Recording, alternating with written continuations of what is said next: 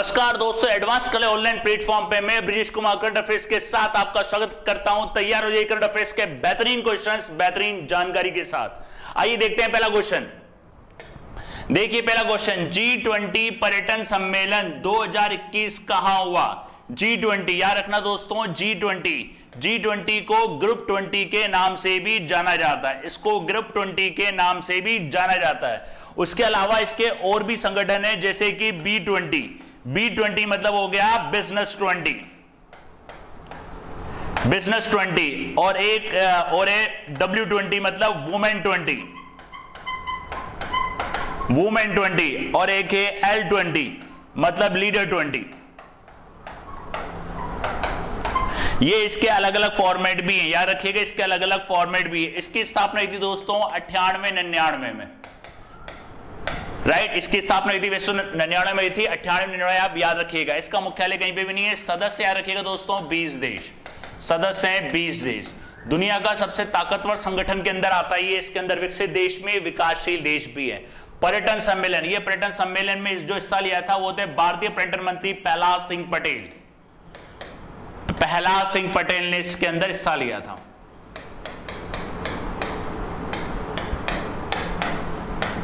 Right, ये आपकी आभासी सम्मेलन हुआ था। ये हुआ था आपका इटली में, याद रखिएगा इटली में। और यूके भी याद रखिएगा दोस्तों, हाल ही में यूके फेमस हुआ था। क्यों हुआ था? क्योंकि इस यहाँ पे G7 समिट हुआ था। G7 समिट याद रखिएगा, G7 समिट जिसका सदस्य भारत नहीं है, लेकिन भारत को विशेष अतिथि के तौर पे बुलाया गया था, याद रखना। और G20 में 12 सदस्य है, इसमें रखिएगा 12 सदस्य है, 12 सदस्य है, राइट।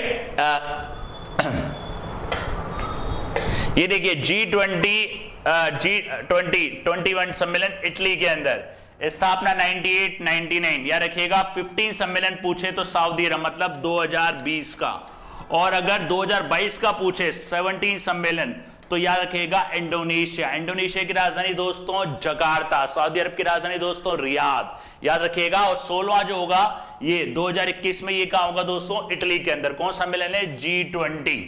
G20 समूह 20, राइट। नेक्स्ट क्वेश्चन देखते हैं। नेक्स्ट क्वेश्चन देखिए, किसे पुडुचेरी का नया मुख्यमंत्री बनाया गया है? किसे पुडुचेरी का नया मुख्यमंत्री बनाया गया है? पुडुचेरी की राजधानी दोस्तों पुडुचेरी है, याद रखिएगा ना, पुडुचेरी। पहले इसको बोलते थे पौंडीचेरी, इसकी राजधानी भी पुडुचेरी है। आप इसको जानते हैं पुडुचेरी के नाम से, राइट। और ये बनाया गया एन रंगास्वामी जी को। लगातार चौथी बार ये पौंडीचेरी के मुख्यमंत्री बने एन रंगास्वामी, चौथी बार। इनको जो शपथ दिलाई थी वहां के उपराज्यपाल लेफ्टिनेंट गवर्नर तमिलिसै सौंदरराजन ने इनको पद की शपथ दिलाई थी पौंडीचेरी। नेक्स्ट देखते हैं। नेक्स्ट देखिए, वनराज भाटिया का संबंध किस क्षेत्र से था? हाल ही में इनका निधन हो गया। वनराज भाटिया ये जाने माने इंडियन म्यूजिक कंपोजर मतलब संगीतकार थे, ये म्यूजिककार मतलब संगीतकार थे, याद रखिएगा वनराज भाटिया। और हाल ही में इनका निधन हो चुका है। ये थे आपके वनराज भाटिया। ये पश्चिमी, ध्यान रखना,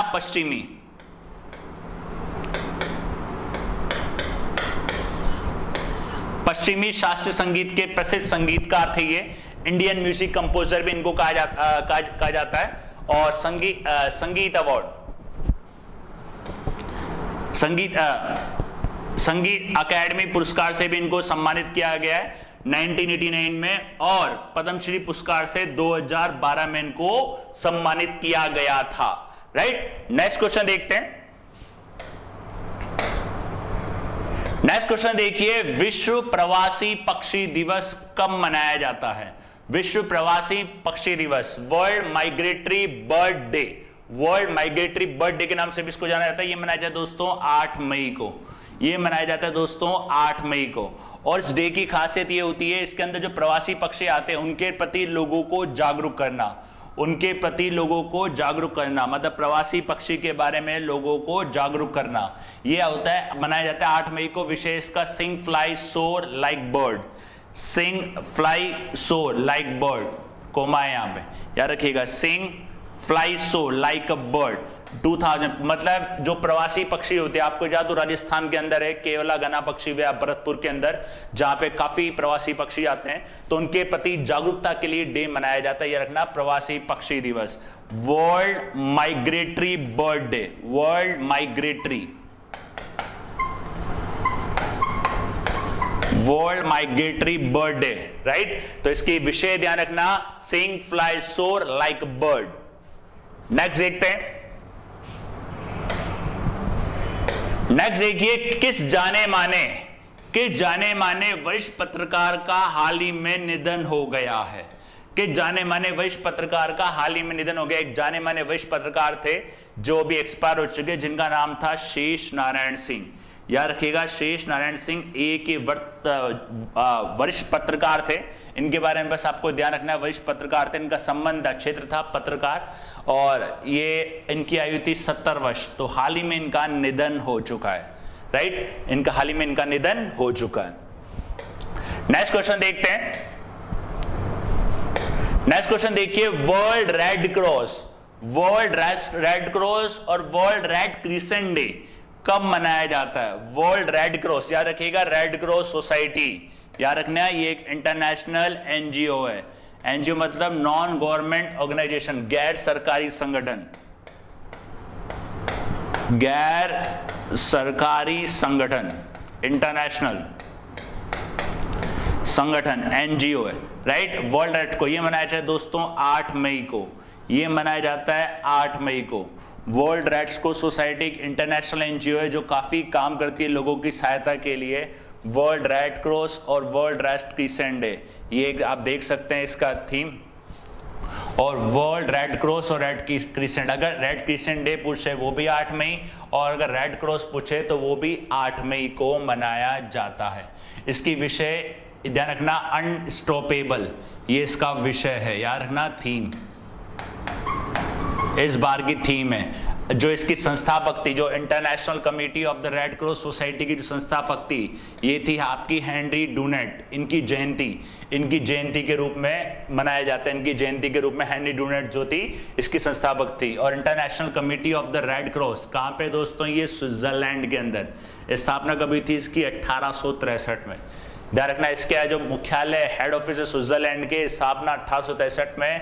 एक ये इंटरनेशनल एनजीओ है, non government organisation, international NGO. इसका जो काम है, एनजीओ आप जानते हैं गैर सरकारी संगठन, ये एक मानवता का ही काम करते हैं। तो ये काम है लोगों की पीड़ा को कम करना, ये इसका उद्देश्य है। मानवता निष्पक्षता के साथ जीवन व्यापन के लिए लक्ष्य है, मतलब मानवता का और बिना निष्पक्षता के साथ, कोई भी समाज का कोई भी तबका हो, सबकी सेवा करनी, निस्वार्थ भावना, इसके लिए काम करता है, राइट। और लोगों की पीड़ा को कम करने का, किस तरीके से उनकी पीड़ा को कम कर सकते हैं, उसके लिए भी ये काम करता है। जैसे आपको याद हो एड्स डे आता है, उसमें भी ये काम करता है। और ऐसी कौन सी बीमारी हैं जो लाइलाज लें, उनके लिए लोगों को ये जागरूक करता है, राइट। याद रखिएगा, रेड क्रॉस डे और रेड क्रिसेंट डे 8 मई। नेक्स्ट क्वेश्चन देखते हैं। नेक्स्ट क्वेश्चन देखिए, किस स्थान को आध्यात्मिक स्मार्ट हिल टाउन के रूप में निर्मित किया जाएगा।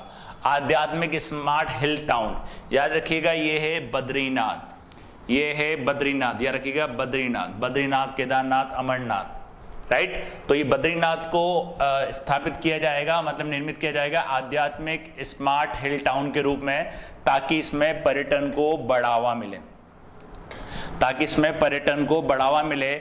और इसके अंदर जो सपोर्ट करेगी वो करेगी पब्लिक सेक्टर यूनिट्स, इसको सपोर्ट करेगी। और जैसे कि BPCL, Bharat petroleum corporation, HPC, Hindustan petroleum corporation, ONGC, oil and natural gas corporation, GAIL, gas authority of India limited, ये public sector oil units, public sector oil units इसको सपोर्ट करेगी, याद रखना, ऑयल एंड गैस। और इसका जो मतलब एमओयू हुआ है, ये हुआ है इसका बद्रीनाथ धाम स्मार्ट हिल टाउन बनाया जाएगा इसको। और श्री केदारनाथ उत्तम चैरिटेबल ट्रस्ट के साथ इन दोनों ने आपस में एमओयू करा है, राइट। एमओयू मतलब आपस में एक समझौता किया है। तो इसमें PSU जैसे कि यहाँ पे इंडियन ऑयल का है, ONGC का है, HPCL का है, BPCL का है और गैस अथॉरिटी ऑफ इंडिया, ये इसको सपोर्ट करेगी, इसके अंदर पैसा लगाएगी ताकि इससे पर्यटन को बढ़ावा मिले, पर्यटन को बढ़ावा मिले। याद रखना, बद्रीनाथ धाम को आध्यात्मिक स्मार्ट हिल टाउन के रूप में तब्दील किया जाएगा। कौन करेगी ये? Public sector units. कौन सी? Public sector oil units. कौन कौन सी? BPCL, HPCL, ONGC, GAIL, right, वो इसके अंदर पैसा लगाएगी, याद रखिएगा। नेक्स्ट क्वेश्चन देखते हैं दोस्तों। नेक्स्ट क्वेश्चन देखिए, किस राज्य ने पत्रकारों को फ्रंटलाइन कोविड वॉरियर्स घोषित किया है? अगर दोस्तों लेक्चर आपने ध्यान से देखे हो पहले वाले, तो इसका उत्तर आप बता सकते हो। कौन सा है दोस्तों? उड़ीसा, याद रखिए ना, उड़ीसा। उड़ीसा ने एक योजना भी चलाई है पत्रकारों के लिए। बताइए दोस्तों, आप बताइए, जल्दी बताइए, क्योंकि आपको याद हो लास्ट लेक्चर में मैंने आपको बताया था, इस योजना के तहत इनको मिलेगा 2 लाख का स्वास्थ्य बीमा, 2 लाख का स्वास्थ्य बीमा, राइट, और 15 लाख अगर कोविड से मृत्यु हो जाती है तो 15 लाख रुपए दिए जाए, 15 लाख की वित्तीय सहायता। तो कौन सा राज्य है दोस्तों? याद रखिएगा, उड़ीसा। कौन सी योजना है? गो बंधु संबंधिका। ये योजना बनाई गई है किसके लिए? पत्रकारों के लिए। और पंजाब भी आपको याद है दोस्तों, फेमस हुआ था किसके लिए? पंजाब ने कोविड वैक्सीनेशन के लिए, मतलब कोविड के लिए एक एम्बेसडर बनाया। किसको बनाया? सोनू सूद को। हरियाणा का राज्य शहर है करनाल, याद हो तो आपको ऑक्सीजन ऑन व्हील शुरू करी थी। देखिए दोस्तों, करंट अफेयर्स जो बनती है आपकी, करंट अफेयर्स जो आती है वो कड़ी से कड़ी जुड़कर आती है, याद रखिएगा। अगर कंटिन्यूटी रहती है तो करंट अफेयर्स आपकी बेहतर होती जाएगी दिन ब दिन, राइट। तो ध्यान रखना, कौन सा ही दोस्तों? उड़ीसा। उड़ीसा बोलते हैं वैसे तो, उड़ीसा, उड़ीसा। याद है दोस्तों, मास्क अभियान भी चलाया था इसने 14 दिन का। ये उड़ीसा के नवीन पटनायक मुख्यमंत्री, उड़ीसा, पत्रकारों को फ्रंटलाइन कोविड वॉरियर्स इसने घोषित किया, उनके लिए योजना भी चलाई है। कौन सी? गोप बंधु संबंधी का स्वास्थ्य बीमा। इसके बारे में मैंने लास्ट लेक्चर में आपको डिटेल से बताया है, राइट। नेक्स्ट क्वेश्चन देखते हैं। नेक्स्ट क्वेश्चन देखिए, किस भारतीय अभिनेता को पर्यावरण संरक्षण के लिए ग्लोबल ऑनर्स फाउंडेशन से सम्मानित करने की घोषणा की गई है? इनका नाम है, बताइए दोस्तों, अक्षय कुमार। अक्षय कुमार पर्यावरण के खराब होने के प्रति जागरूकता के लिए इनको ये अवार्ड दिया जाएगा, और ये संयुक्त रूप से दिया जाएगा। एक तो अक्षय कुमार को दिया जाएगा और एक दिया जाएगा Hollywood actor Leonardo DiCaprio. Hollywood actor, याद रखिएगा, हॉलीवुड एक्टर, हॉलीवुड एक्टर, इनको ये दिया जाएगा संयुक्त रूप से। और ये जो पुरस्कार दिया अक्षय कुमार को दिया गया है भारत की खराब स्वच्छता के मुद्दों पर जागरूकता के लिए, जागरूकता के लिए पुरस्कार दिया गया है। और ये जो पुरस्कार दिया जाता है, कौन कौन से पुरस्कार दिया जाता है? पर्यावरण संरक्षण की दिशा में सक्रिय काम करने के लिए ये मतलब सेलिब्रिटीज को दिया जाता है। पर्यावरण संरक्षण के लिए, मतलब एनवायरमेंट कंजर्वेशन के लिए, अच्छा काम करने के लिए दिया जाता है। और अक्षय कुमार को दिया गया था वो भारत की खराब स्वच्छता के मुद्दों पर जागरूकता के लिए उनको ये पुरस्कार दिया जाएगा। अक्षय कुमार, और ये पुरस्कार साझा करें किसके साथ? लियोनार्डो डिकैप्रियो के साथ, राइट। नेक्स्ट क्वेश्चन देखते हैं। नेक्स्ट क्वेश्चन देखिए, आरबीआई द्वारा हाल ही में किस बैंक को दूसरी अनुसूची से बाहर कर दिया गया है? दूसरी अनुसूची दोस्तों, दूसरी अनुसूची क्या होती है? सेकंड स्केड्यूल, दूसरी अनुसूची।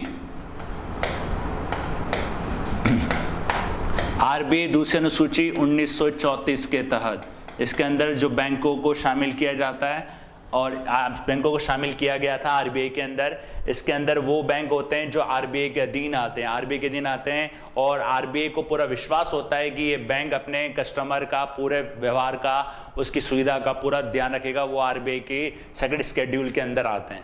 अब कोई बैंक अगर किसी बैंक के अंदर मर्ज हो जाता है तो उसको सूची से बाहर निकाल दिया जाता है, राइट। ध्यान रखना कौन सा बैंक है दोस्तों, कौन सा बैंक है ये, लक्ष्मी विलास बैंक। याद रखिएगा दोस्तों, ये बैंक है आपका लक्ष्मी विलास बैंक। इसको सूची में बस ले गया गया है क्योंकि इसका विलय हो गया है किसके अंदर, डीबीएस के अंदर।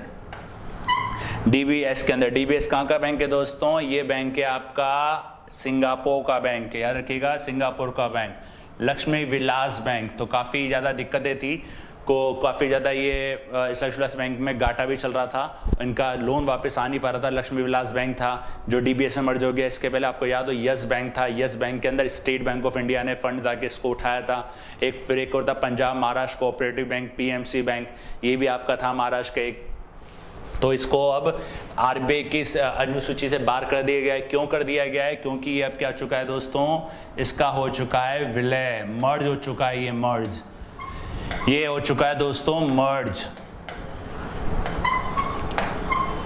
मर्ज किसके अंदर हो चुका है, ये हो चुका है डीबीएस के अंदर merge, the development banks of Singapore. दूसरी अनुसूची में बैंक जो होते हैं 1930 में शामिल बैंक, अनुसूचित बैंक भी इनको कहा जाता है, इनको अनुसूचित बैंक भी कहा जाता है। अभी किसके अंदर शामिल हो चुके हैं, डीबीएस।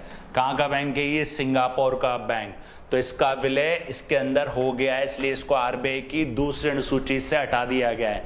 ये आरबीआई का आप इसको सूचित बैंक भी कह सकते हो, स्केड्यूल्ड बैंक के नाम से भी इसको जाना जाता है। जो फेडरल बैंक था इसका मुख्यालय केरल के अंदर, शिवालिक बैंक था उत्तर प्रदेश के अंदर। आपको याद हो शिवालिक बैंक के बारे में भी मैंने आपको बताया था दोस्तों, ये पहला ऐसा सहकारी बैंक है जिसको स्मॉल फाइनेंस बैंक के लिए नामित लाइसेंस दिया गया है। स्मॉल फाइनेंस बैंक या लघु वित्त बैंक के लिए पहला ऐसा सहकारी बैंक है उत्तर प्रदेश के अंदर। अगर आपने लास्ट लेक्चर देखे हो तो आपको ये याद आ जाएगा। कैथोलिक सीरियन बैंक, इसका हेडक्वार्टर है दोस्तों केरल के अंदर।